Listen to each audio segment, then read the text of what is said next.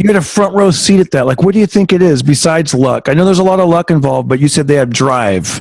Like, first of all, like I said, my friend was the singer of the band, but the backbone of that band was the drummer David, the Reggie, the bass player, and James, the guitarist. I mean, right there was the core of that band at that time. I was just like, those fucking guys are amazing at what they do.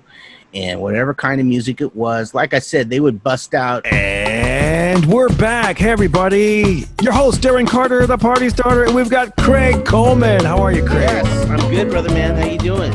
I'm good. Here, let's have a little cheering for you. Dude, this is so cool. By the way, I recently did the podcast with you and Matt on Roadheads. I think it was Roadheads. Yeah. Yeah, Roadheads. That was a lot of fun, man. When you get something new, like you can't wait to share it with the world. Or it's like when someone loses 5 pounds. I lost 5 pounds. Oh, they want to share the world. So trust me.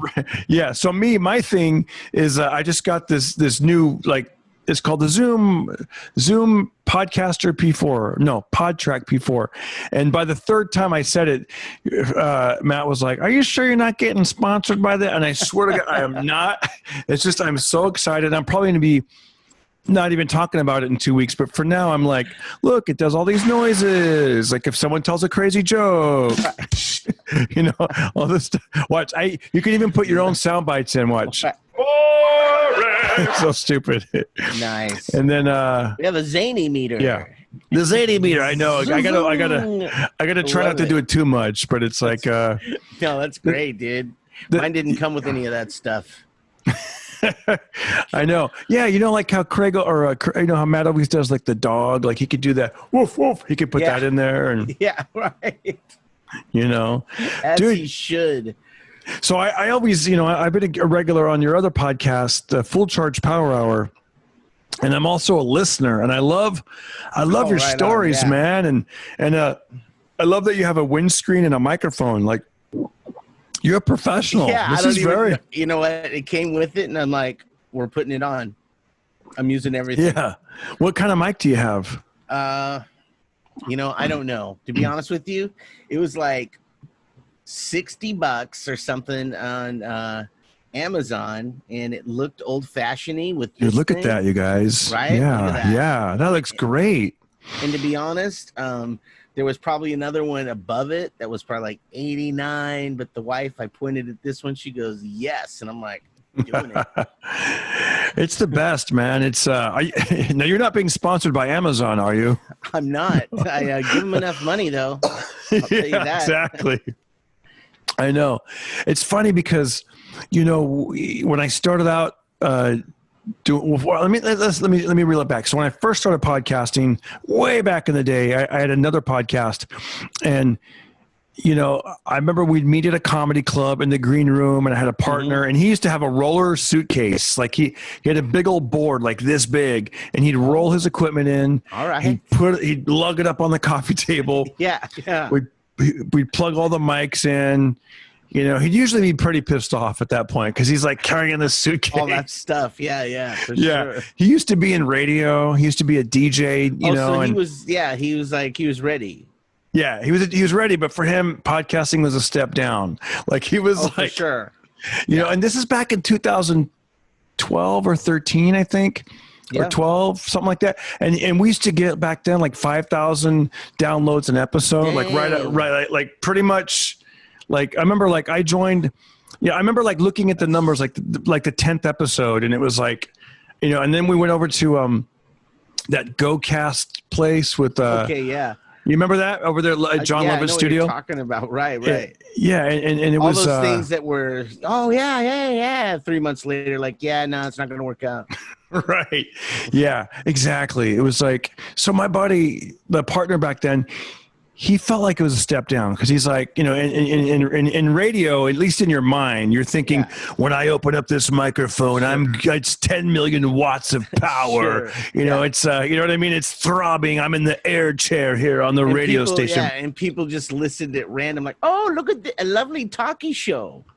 Yeah, right. Yeah, they might just be flipping the dial. So he thought that people could be just channel surfing, and it was No. LA. So that's what he was thinking. So he'd be Yeah. like, he in his mind, he's probably thinking, if it's 1 million listeners, even if it's overnight, he goes, I'm probably getting 100,000. So when I'd come in like a little cat with like, look, we got 5,000 listeners, he was just like pissed. But I was like coming from a place of comedy where I'm wow, like, dude, you're crushing it.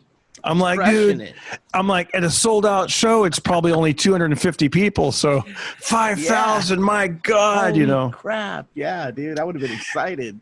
Yeah, it was, that was over there at that Lovitz Club. And of course that all went away and everything just kind of, went its own way.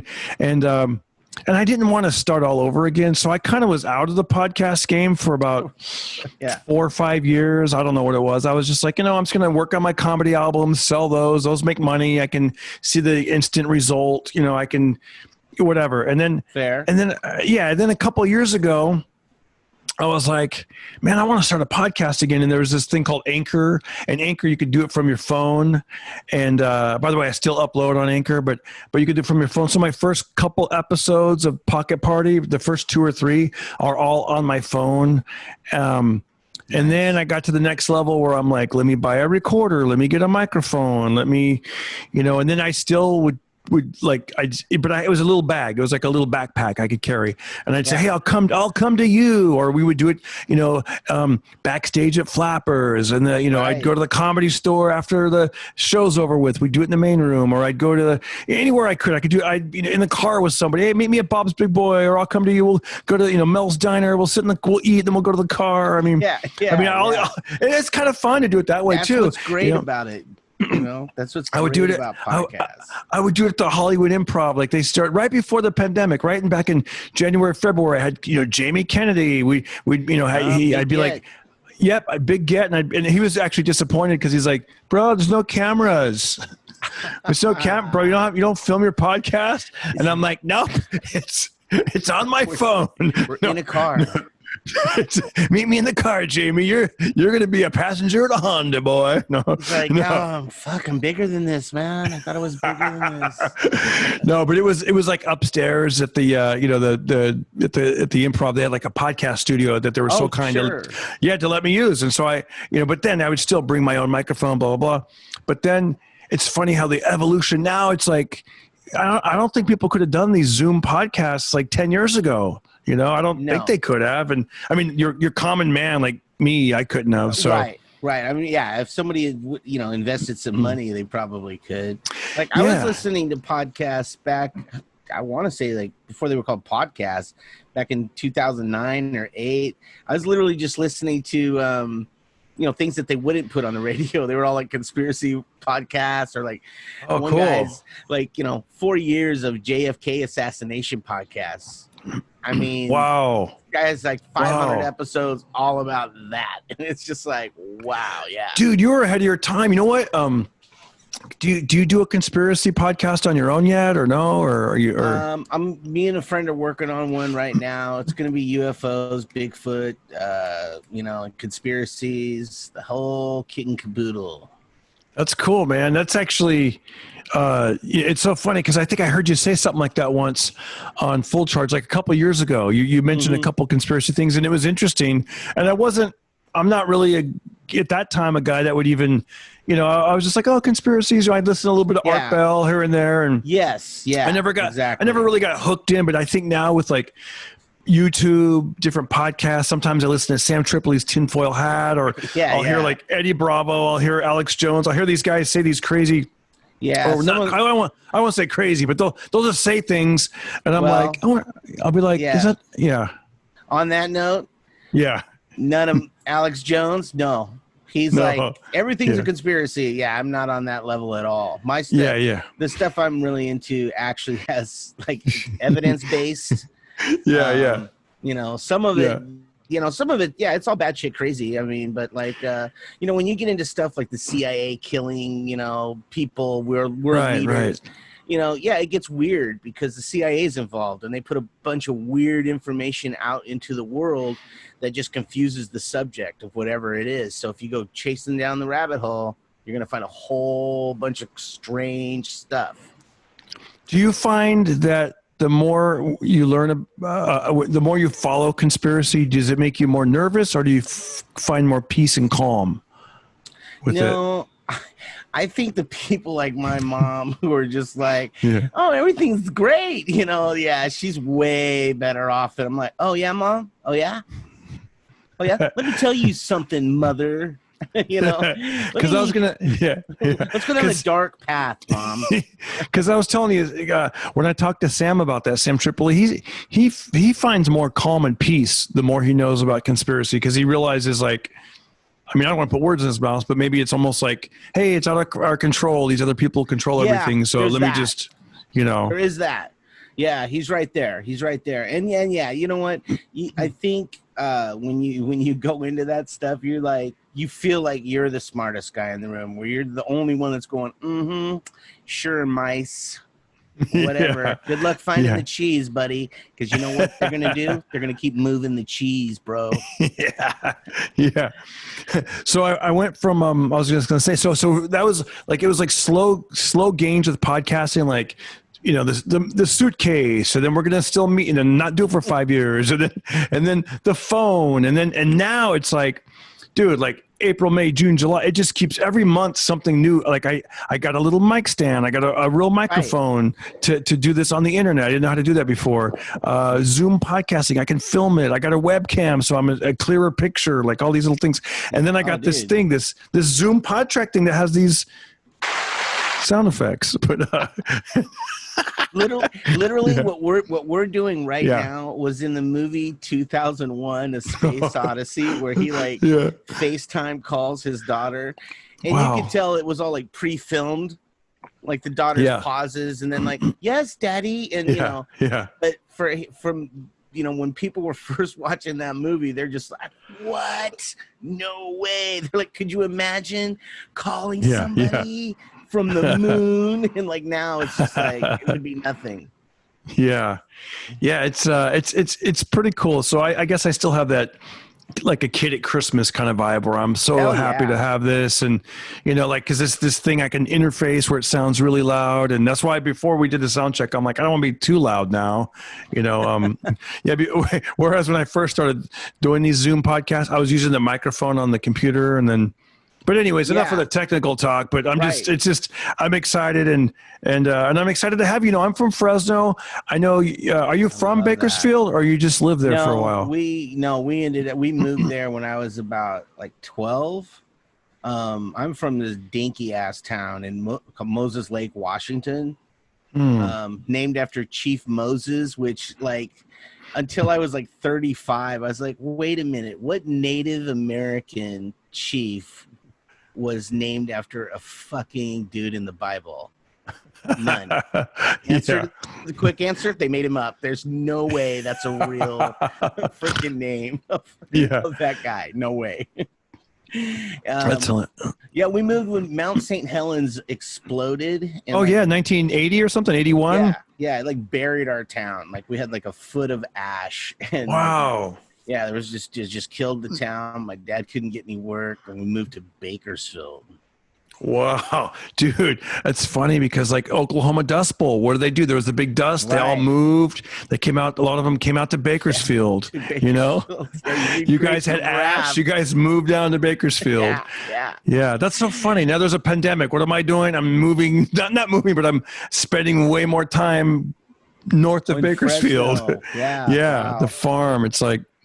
But I always love your stories whenever you talk about Bakersfield. And I mean, not only are they interesting, you have a way of making them interesting. And then plus in my mind, I can see this place, and it's like, you've been through it, right? Yeah. Right. And I actually do have pretty fond memories of Bakersfield. I guess it's like, I mean, I guess what really took me there a lot would be like, during the high school years, it was like I was on the speech and debate team. So we do these competitions there. And then, college. I remember we'd go to like Bakersfield State and do it. And of course you're seeing like at that time, the college, they're really manicuring the lawn, making it look really nice. And so when we go from Fresno to Bakersfield, to us, it was like, wow, we're almost in LA. Like it was a big deal. Like we felt like we're really close to like Orange County or something, Right. And then as I became a comedian, I got to play like the Fox Theater, and I got to play, that's cool, so I always had these great memories of like, and then I'd go to Buck Owens Palace. I've been there a couple times, and I haven't been there yet. Yeah, but I will say there's definitely like that's like the pretty part of Bakersfield. Like the Buck Owens thing, the folklore, the Merle Haggard. There's definitely some nice parts of Bakersfield, but I can tell you. I can tell you one story about Merle Haggard that I heard. So a friend of mine, like his dad was and I think his dad's dead, so I can totally say this. But and this was so long ago, like 7 years, I think the crime has passed. He was a chemist for like an oil field company, right? I don't know, I can't remember which one. But once or twice a year, because he knew how, he would whip up a batch of meth. So the family, most of the inside family was fully aware of that. And my friend and his dad, they lived in this like shitty apartment in Oildale, which is the suburb of Bakersfield that Bakersfield makes fun of. And but he had like a house in Calabasas, like on the beach. It was like, whoa, nice. He had a huge, nice house on the east side of Bakersfield, but to be incognito, he just lived in his humble little apartment and drove a nice brand new BMW. But so my buddy's uncle told him, oh yeah, Merle Haggard, your dad sold enough meth to Merle Haggard, you could power this city for 7 years. Wow. I was just like, wow. Whoa, that's an amount. Yeah. Do you think they called it meth back then, or do you think there might have been another word for it, huh? Like gack, glass. Or like we're crystal, crank. Crank is what they called it. Yeah, crank. I wonder what it was. Yeah, baby. You got some of that crank? It keeps me going, keeps my shows going. Yeah, because they used to transport it in the crankshaft of like Harleys and motorcycles. Wow. Yeah, that's where they got the name Crank from. That's funny. Hey, I told my wife that you were coming on. I go, yeah, he got to start. He's from Bakersfield, and I said, you grew up with Korn, or you grew up around Korn, and she made a little silly joke because she grew up on a farm, and she's like, I grew up with Korn too, but hers is like the yellow bumpy kind, and. I was going to say this real quick. I remember. I go, hey, can you do me a favor? I told her I was driving actually through Bakersfield at that point, because I just came down today, and I go, hey, just refresh my memory. Look up Korn and just send me a video. And the first one she sends was The Devil Went Down to Georgia. I guess they did a remake of the big Charlie Daniels. Oh, I never heard their version. That's funny. Hey, it was good, man. I don't know when it came out, but I listened all the way up to the hook, and I'm like, okay, I can see why they remade it. They did a really good job with it. You're not going to remake a big hit like that and then suck at it. I should check it out. They I always liked their covers. They did they used to do U2 covers. Oh, really? All kinds of bands, yeah. And most of that's actually back before they were Korn. They were called LAPD. Like that's. Like my first stand-up gigs were opening up for them at parties in Bakersfield. Wow. I remember back in, it must have been around 98, 99, or 2000, somewhere around there. There was a Del Taco near my house in Burbank. And I remember they must have just did the Tonight Show or something around here in Burbank, and they were at Del Taco. And it was around 1 a.m. And I saw the whole band there, and I couldn't believe it. I remember coming home and waking my wife up. I just saw Korn at Del Taco. But she's thinking of the Corn. She's like, you're like, he's a little too excited over the new menu item or whatever. No, they recorded one of their records near there. Oh, is that what it was? Yeah. Any idea where do you think they did that at? Do you? I can't remember the name of the studio. It's oddly enough, the guy that ran it at the time, his name is Jay. He's from Jay. Leno. Jay Leno, come by my garage. I can't remember. Jay Wooster. Jay Wooster. He's from Bakersfield also, and he was in like this super cool Peace or Death. That was a punk rock band in Bakersfield. That was like my first punk rock show. Like I walked in the door. I was on acid and I was just tripping balls. I was just like, oh my God, this is insane. And I walk in the door. There's just this big, massive pit going. And I look up at this sign and it says, no smoking, no drinking. And all of a sudden you just see this beer bottle come flying across the room and smash into the sign while this punk rock music's playing. I was just like, I am in. I was just like, oh my God, this is so badass. So Jay was in that band. And in fact, my first stand-up comedy in LA was opening Peace or Death played, and then I did stand up, and then LAPD played, which later became Korn. Wow, that's crazy. When you say like they recorded around here, because I remember I would go to this Western Bagel near in that same Del Taco parking lot, and there were some people were telling me, they were like, yeah, this is back when he was alive. They were like, yeah, Tupac records around here, and I was like, where? And they said that he recorded. Or he did record where there was like a Little Caesars, and it was on like Magnolia and like Lancashire. Or so I was going to say the place they were in was it was on an off street just behind Magnolia. As you pass Magnolia, it was the next street. I don't even think the street's there anymore, to be honest with you. And then Lancashire's right there, and it's just this little. As you pull up, you wouldn't even know it's a studio inside, because most of the recording studios in LA, it's a shitty fence on the front. Yeah. They walk up, you push a button, and then it opens up, and when you drive in, it's like boom to the nines, like well manicured and all nice and peaceful, and you're like, what? And it's usually in a dumpy neighborhood, and you would literally just have no idea that they were recording back there. Yeah, man, that's really wild. Like, so I'm saying I was thinking maybe you might say where they're recorded, and I'd be like, dang, I walk past that place every day, But yeah, like I said, like they've built up so much stuff there. I'm pretty sure that area just literally doesn't even exist. There's a giant building there now. So how did you? Let's start with because I've heard you tell some of these stories, and I want to bring them on the Pocket Party podcast. How did you start your comedy in Bakersfield? Like, how did this first start? Like, did you from day one? I think I just the funny kid in school or whatever, and then I watched stand-up comedy, and then I decided to start trying to do it.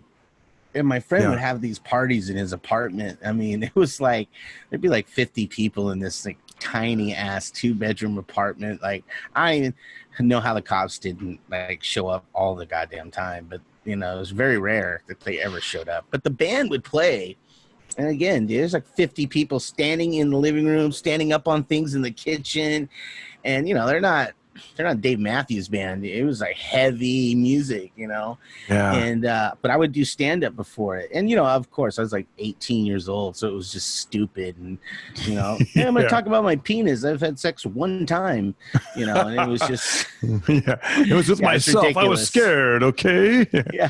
Did you have a microphone? Did you use the microphone for the band? Yeah, I had a mic. I would do a thing. I would even do that, like this mock disco dancing type thing.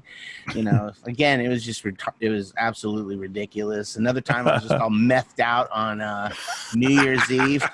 Did it in this big, like somebody was having a party in a it was a garage, but it's like an industrial garage, and they just so there's like tractors and stuff over to the left, and then the band was playing, and I did stand up, and so it was kind of just that. It was crazy. And did you what got you to move to LA?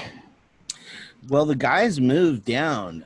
Korn. Yeah. So, again, it was LAPD then, but like Brian was around. He's AKA Head. He became the guitarist when they became Korn, but so it was all those guys. And I just moved down there with the singer Richard. So at the time it was just my friend Richard was the singer. And we would would hang out in LA and we lived in Redondo. It was fucking insane. We'd beg money for gas. We would push the car into like a 7-Eleven parking lot or something, and then we'd act like we ran out of gas, and we'd all beg for beer money. And you come back together after like 40 minutes and you've got like $15, and we'd all get 40s and maybe a joint or two, and then head to the studio. And the studio would be like in Hollywood and Western, like which now Hollywood and Western, it's super nice, it's clean. Dude, back then, man, it was just all gangbangers and like, hey, you want to buy some rocks? And you're like, I was like, I don't even know what rocks are yet. I was just like, what's he talking about? And just it was like Boys in the Hood, but just right there in your face, the whole street. I mean, it was crazy, dude. It was crazy. I'd never seen nothing like that. I remember the first time I went to Hollywood. It was in February of '90, and I was doing a gig, and I lived in Fresno, but I got a gig in Ventura at the harbor there. It was a club back then, and it's still there, just a different name. And just by coincidence, one of my neighbors from Fresno happened to be in Ventura at the same time, and I go, hey, you want to go to Hollywood? And he's like, yeah, let's go to Hollywood. And it was, and because I was too afraid to go by myself, and he had a truck, and he goes, I'll drive. And I remember just us, getting closer, and I was getting all excited. And now I know what it was. It was the 101 Universal over there. It was exciting. Wow. And then we pulled off. I don't know, but probably Vine or something. And I remember just like the energy just changed. And I remember there was all these like yellow. I remember the streetlights back then seemed like yellowish, and it seemed very seedy, and it did not seem hardcore seedy. Yeah. And I was like, okay, I've seen enough. Let's get out of here. And we just like turned around and just went back to Ventura. See, dude, I was all about it. I was just like, I am in again. I was like, wow, this is dangerous. I love it. Like there was a chalk outline on, on the sidewalk. And I told my buddy, I go, hey, dude, just like movies and stuff. He goes, yeah, dude, that is not a movie. Like that's a real outline. What, how, and did you leave LA or did you stick around? No, I stayed there for maybe, I want to say did a year. And it was a party. It was a great time. They would sit, my buddy Richard to get us in clubs. He's in the band. Yeah. And for me, they would say, oh, he's with Triple X Records, which they were on that label, Triple X Records label. And it's Jane's Addiction put their first record out there. Mommy's Little Monster, Social Distortion was put out on Triple X Record. So the clubs we were going to, it's like, it's not a big brag, by me saying that. It's not like Warner Brothers or anything. They're like, oh, okay. So they just let you into Raji's or whatever, just some dinky club, but we got to go in for free. You know what I mean? Yeah. And then I moved back to Bakersfield, and then I kind of spiraled. I want to hear about. Can we get into the Bakersfield story in a second? Because I love this. This is the part of the story I love, because this is like so far removed. Well, first of all, everything you've mentioned is far removed from my life. But I mean, the closest I came was I went to Hollywood and I got scared and I said, let's take a U-turn and get out of here. I hear you. No. You're like, I love it. Chalk outlines. I'm next. No, you're smart. You're smart. Yeah. It's like. What did you ever think about getting? I mean, you sort of were in the music business and around. I mean, you were very fringe. You were there with the guys. Did you ever want to pursue working in a record company or being in the music or being in a band or anything? Or I really should have. I am the guy who I can't even tell you the number of missed opportunities that have been laid at my feet. It's almost as if Jesus is standing right here going, Craig, I'd like you to meet this guy. And I'm like, hey, nice to meet you. Oh, you run this?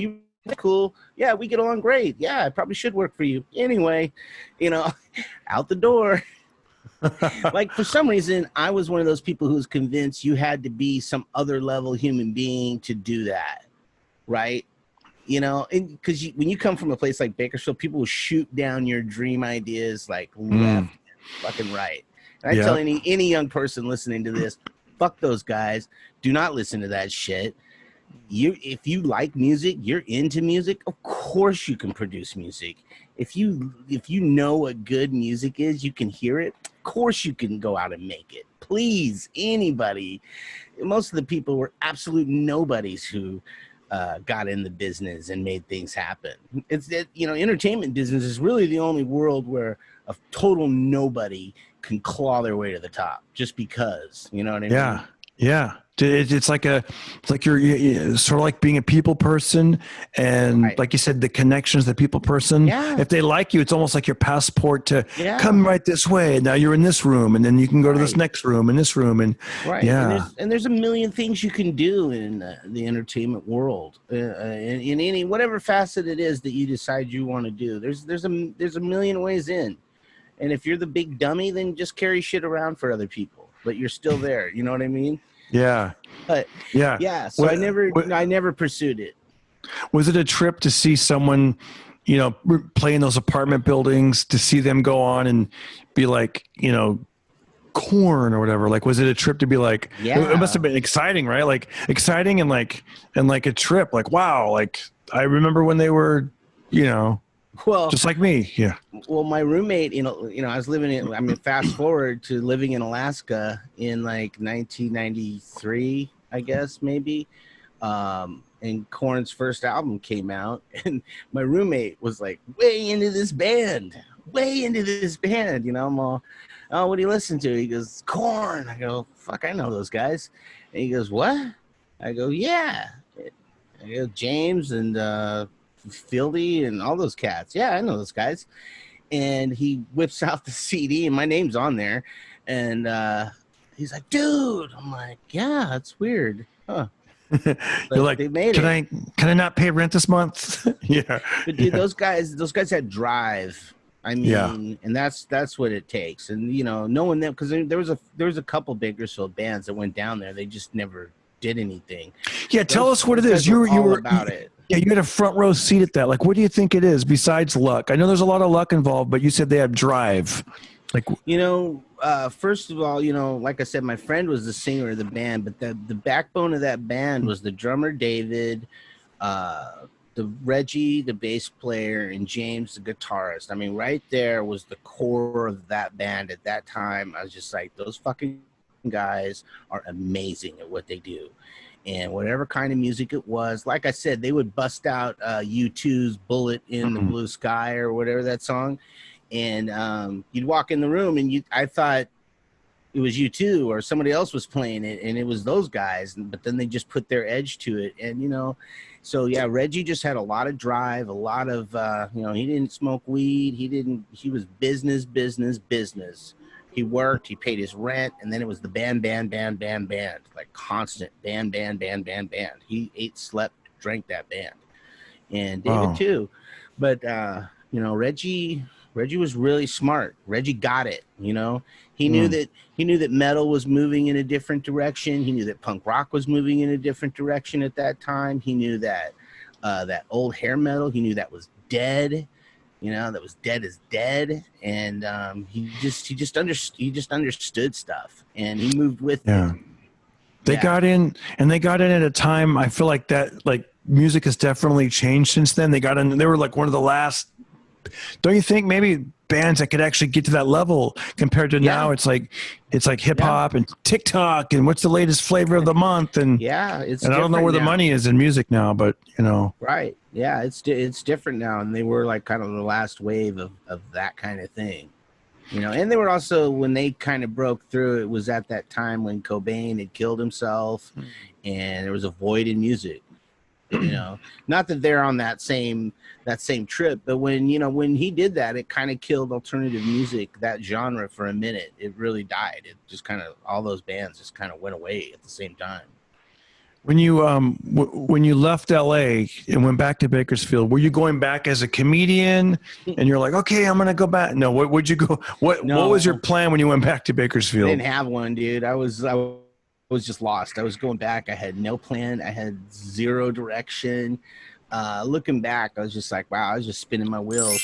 And now the only way I look at it is like, all right, I was just living a life and gathering stories and becoming who I am now, so that I can do all the things I'm about to do in the next 10 years. That took me 30 years to get this career off the goddamn ground. Yeah. Um, for for people, just so they know, you're married. You have a daughter. I love Yeah. following you online, and you have a family, and Oh, right on. you got a what do they say? You got a good head on your shoulders, kid. Right, right. But at that time, you were living a chaotic life, man. You were It partying. was. Tell us a little bit about that. What it was like going back to Bakersfield. Did you? I'm just gonna basically set you up. Did you ever do any drugs back then? Yeah, so I started early, like Yeah. child. There was some weirdness in childhood. So around 13, I Mm. just started doing, smoking weed, taking pills, and not, I grew up with parents. They were pretty 70s oriented. They got sober, they got straight, but by that time, I was already like I'd seen the light, but and the people I hung out with, they just did drugs, and so like we'll fast forward to maybe freshman, sophomore year. We had our friend Carlos. Like now, when you think back, you're like, oh, that's what Carlos and his brothers were like the cartel for Bakersfield. Like they're from Mexico. They didn't even speak to you in English. They acted like they didn't speak English at all. And and so they were getting their dope from, like, if you watch Narcos, you're like, oh fuck. They were the Bakersfield guys, and they went and they knew these cats probably more than likely, because like they lived in this rundown apartment complex out in in the east side of town, or in we called it the country, and Mm. but you come to find out they owned it. First of all, they owned the place, and like when I would go see Carlos, he'd be like, "Hey, go meet me in the laundry room and don't touch any of the bags." All right. And so you go in this laundry room, and there's just a fucking laundry room full of hefty bags. And I Wow. thought it was laundry, right? And then he comes down, and he's like, and Carlos always had Coke, but he comes down and he's like, all right, hey, let's go. And he's like, here, hold this bag open. So he gives me this big, like those freezer baggies, Ziploc, and I hold it open, and he opens up one of those hefty bags and just starts stuffing fucking weed into the Ziploc. Wow. And I was like, Wow. holy shit, it was this whole room. He goes, yeah, dumbass, shut up. And so, you find out that Carlos, his brothers were the connection for the town. And Mm. I don't know if they ever went to prison or not, to be honest with you, but yeah, so there's Yeah. so like that's some of the kind of people that I hung out with. And then I think it and everybody did coke. It was really kind of an 80s thing. Yeah, well, yeah, because Bakersfield's a little bit behind the times. Yeah, everyone's moved on. They're like, it's the '80s, man. We're like, dude, it's 2016. But no. What was the story I'm trying to get to? Wasn't there a story where somebody was coming? I think they were coming for you to maybe there was some danger, and then Yeah, there was yeah, guns and stuff. Yeah, there's a few. yeah. There's a few of those. I decided I whittled it down to one for Yeah. Meth's show. Well, it's gonna. So I'll give you. We'll go to that one. We'll go to that story. That's Okay. how I end up in Bakersfield. We'll go through the summer of hell, and then we'll get to Alaska. Actually, how I got to Alaska. So my dad finds out that I've done coke. And again, my dad's hip. He's not a born yesterday kind of dude. And he's also not the kind of dad. Like, I had a cousin whose dad found out he was doing crack, and he flipped out, and he sent him to one of these things where they fucking kidnap your kid in the middle of the night, and they take him to the forest to, like, it's like this forced drug rehab out in the woods, where, like, you're gonna learn how to fucking light a fire or you're gonna starve to death, it's some militant shit. My dad's not like that. My dad's smart about it. He's not an idiot. He's not gonna, like, we're gonna kick the shit out of you till you don't like cocaine. My dad, he goes, so he's like, so I heard you so you tried coke, huh? Oh yeah. He goes, well, what'd you think? I go, oh, I didn't like it. He goes, wow, that's a trip. He goes, in the history of cocaine, you're the only person who didn't like it. That's amazing, dude. And then he goes, hey, let's go for a ride.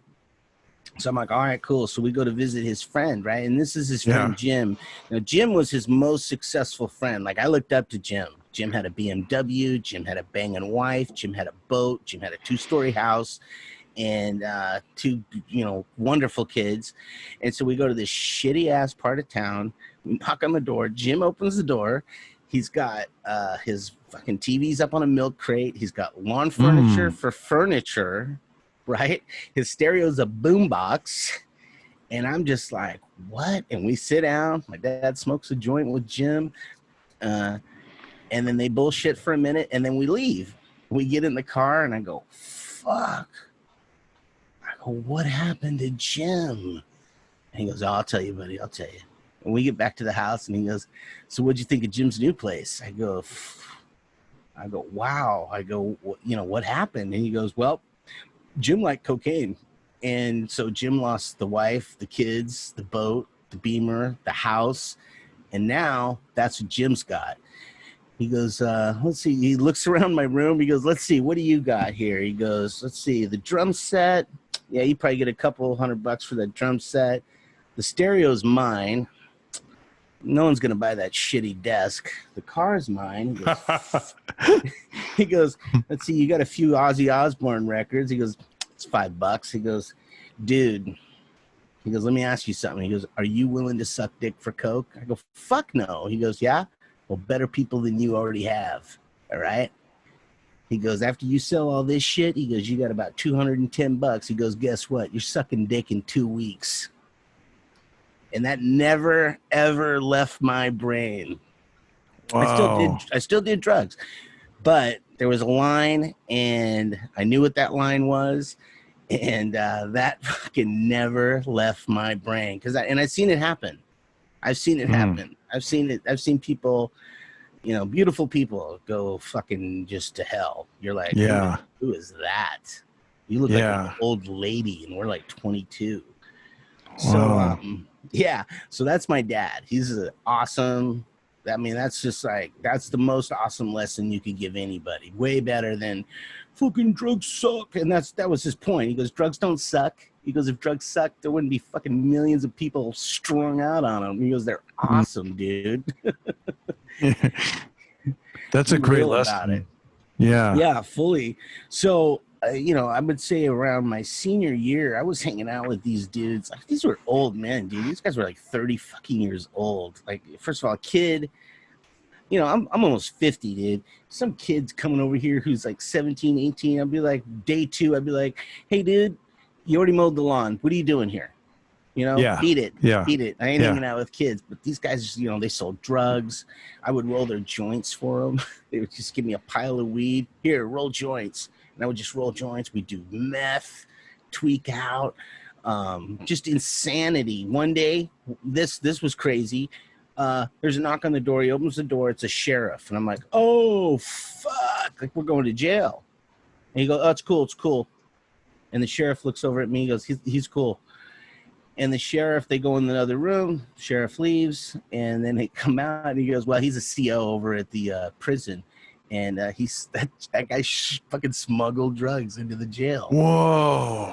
In uniform, dude. He was in uniform. I couldn't believe it. I was just like, wow, shit, that's crazy to me. Damn. Crazy. Man, that's so eye-opening. That's like, man, talk about like, ignorance is bliss, right? Like I right now, thank God I'm very ignorant. I'm also blissful. No. Yeah. Yeah, well, that's the thing, dude. I put myself into a lot of places where all it would have took was one knock on the door, and I would have been like 25 to life because, they don't fuck around with powders and drugs and stuff like that. That's it. They lock you away forever. I would have thrown rat on all those people. Do you ever look back at your life and go like, God, I'm so glad I didn't, that you're not addicted, that you've, you know what I mean? That's your past, that you're. Oh yeah. Was it easy to? Did you have let me ask you this: do you have any advice for somebody that's maybe they're doing that stuff now, or is there advice you can even give? I don't even know. Yeah, dude. Yeah, man. If you're fucked up on drugs, that shit gets you by the boo boo. You're done. I mean, if you're needle popping, dude, you're finished. But yeah, the only way you're gonna get off of that dope is you gotta stop talking to every goddamn person you know that does that shit, and you need to go as far away from it as fucking possible. That's it. That's the only way. You know, it's not like a liquor store, right? You know, they're not on every goddamn corner. Like, you got to seek that shit out. And yeah, you literally just got to change, you know, pretty much everybody you hang with. Like, most of those people I did dope with, I don't, you know, I stopped talking to them once I quit. That was it. I've maybe reconnected with a couple of them on Facebook, like in the last few years, but that's as close as we're going to get. Yeah. Right. Yeah. Unless they're like me, that they went down the road and then they totally sobered up. Here's a sad one. Like, the last time I ever did crack, and I never did crack again. Me and this dude, like, he spent this is the summer his dad like gave him access to his college fund, right? So at literally the same week that happened, he gave this dude Reg a ride home. Reg was this big ass black dude. This dude's like 6'5", and it's huge, right? Star of their football team. He gives him a ride home, and he's got something in his hand, and he's like, "Well, what's that?" He's like, "Oh, it's rocks. You don't want this." He's like, "Well, what is it?" He's like, "Man, it's like cocaine times 10, you know?" And he's like, "What?" And he let him try it. Right? They always give you the first one free. And of course he loved it. And he's like, "Well, hey, you know what? $50, I'll give you all of this." And so he bought that. And dude, by the end of the summer, he spent this whole college fund. So I'm hanging with this dude one night. And I mean, this is one night of doing crack, dude. We pick up these two dudes from the hood. They're showing me guns. They got guns all over their place.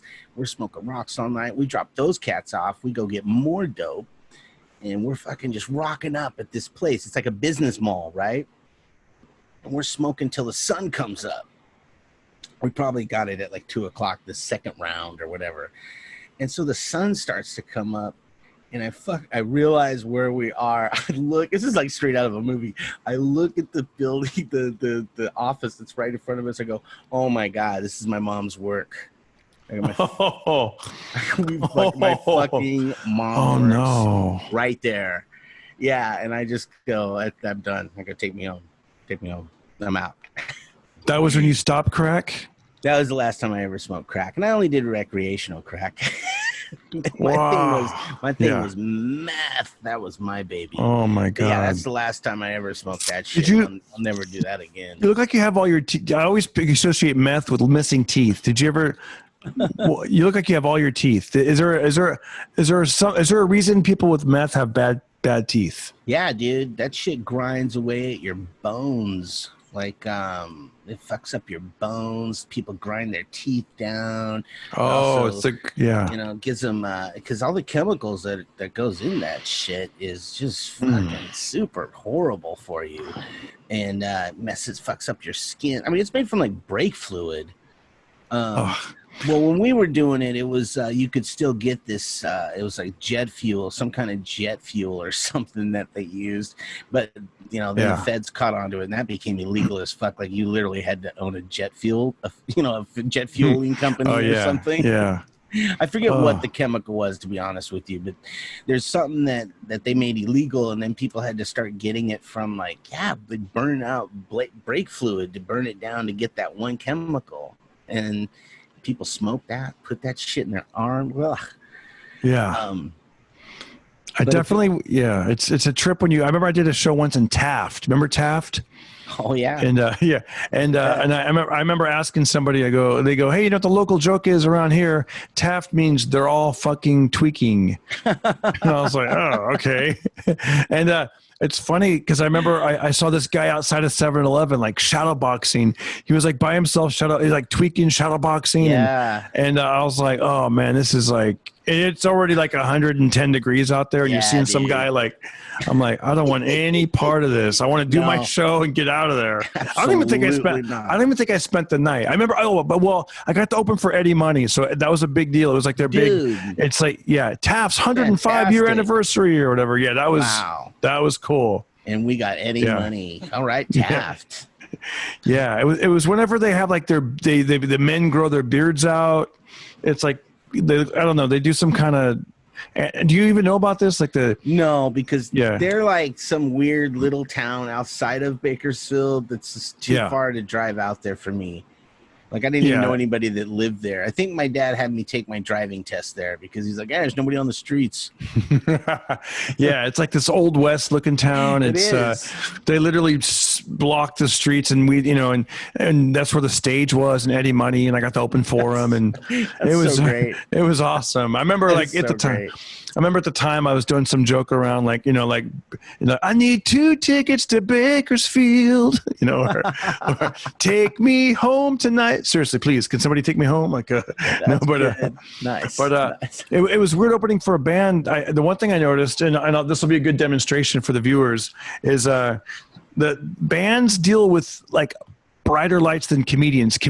Certainly. I feel like the light is up here, and for a band, it's like right there, like eye level, man. Yeah. Whoa, the microphone. It's like eye level, and I'm like, no wonder these bands like a lot of guys wear cowboy hats or right. They can't they're on sunglasses. They're going like this with the shade, because when you're just like, hey, I'm exposed. I mean, it's like it was so bright. Those lights that were bright, and yeah, dude. And I remember one of the jokes I did. I love doing this joke. I remember doing it there specifically as I go, all the sexy ladies, let me hear you say, and then they think I'm going to go, let me hear you say, hey, but I don't. I go, all the sexy ladies, let me hear you say, but I mean, this crowd wants to hear Eddie Money. And so when I'm like, so when I go, all the sexy ladies, let me hear you say, and then like people are laughing, but then I can also hear the hecklers down there in the crowd. They're like, nope, ain't gonna happen, ain't gonna do it, ain't gonna do it. And I'm just like, oh my God, they don't get the subtlety that it's stupid that I'm doing it. Like, that's too good. It was like, wow. Yeah, I can see it. Craig, listen, man, I love your stories, and I want to have you back. I want you to come back. I want you to tell us more. I just wanted to give my audience a taste of what you're doing, because I haven't had anybody on the show at all like you. And your great storytelling and the life that you've lived. In closing, because I usually try to keep the show pretty upbeat, and I love that you are upbeat. And so, do you have any words of wisdom that you could maybe tell our listeners and viewers before we go? Yeah, absolutely, man. You got to believe in yourself. Whatever it is you're going to go do, whatever you're going to go pursue, you got to really believe in yourself. For years, I didn't. Even, other people be like, oh, you're stand up, blah, blah, blah, da, da, da. They all believed it way better than I did. And, I've come to learn that, most of the people out there doing these things, they're not that great. They're not better than you. You got to really, if you believe in something and you think you can do it, just go do it. That's all there is to it. And you got to really, really believe in who you are, because you're selling it to everybody else. But absolutely, and whatever it is, make movies, make music, go do comedy, go do a podcast, whatever, man. Go get it. Earn it. You've earned it. You just got to work at it. And that's all there is to it. And as far as drugs go, it's a pool you don't want to dip the toes in too far, and get out early. Like my stint was luckily I'm still here. That dude Carlos I was telling you about, yeah, he's dead. There's 2 or 3 of my friends, they are not with us anymore. And that's just because they danced with that devil way too long. And yeah, honestly, if you're hooked, you're doped out, there's all kinds of places you can go to get help. But you honestly just need to cut all those people out of your life and just stop. And that's the only way to do it. It's the only way to do it. Drugs, drinking, whatever it is. Yeah. Meditate, huh? Did my sound effect go on right there? I'm trying to do sound effects. I didn't hear it. Oh, I didn't either. Damn it. Maybe the thing broke. It's supposed to be cheering and applause. I don't know. Gosh. What about this one? Do you hear this one? Nice. Did that one come on? I did hear that one. Okay, good. Boring. And then here's another one. I if things work out right, I can end it with, we're done with this interview. That was my son when he was 10. We're done with this interview. I don't know if that. Aw, Yeah, he just great, turned. dude. He just turned 13. How old is your daughter? Dude, yeah, 15, about to be 16 in December. Wow. Man. It's amazing. Wow. Yeah, she's a way more interesting person than I was at this age. And you know what? Her generation, they're not into drugs. That's cool. She could get. That's good. She's just not into it, dude. They're just not into a lot of the stuff that. And also, yeah, man, it's you know it's uplifting what you said and interesting. And Craig, thank you for coming on, and we'll have you back. And I'd love for you to come back, man. And I would love to say hi to the family. And dude, I think of you every time I drive through Bakersfield. I'm like, he's got so many stories about this town. And you're the man, dude. Do you still do Top of the Cake? Whenever I find a good one, I do. I've been unfriended by some of those Bakersfield people. I think they maybe listened and they found out I did a podcast. Oh my gosh, you're the best. All right, we'll tell the audience about that later. Craig, thank you so much, man. Have a great day. You too, Darren. Take care, brother. Thank you. Later. Thank you again for watching this video. Slap like, give it a nice thumbs up, share it with your friends, and hopefully I can get this kitchen remodeled and take care of that weirdo back there in the window. Pocket party.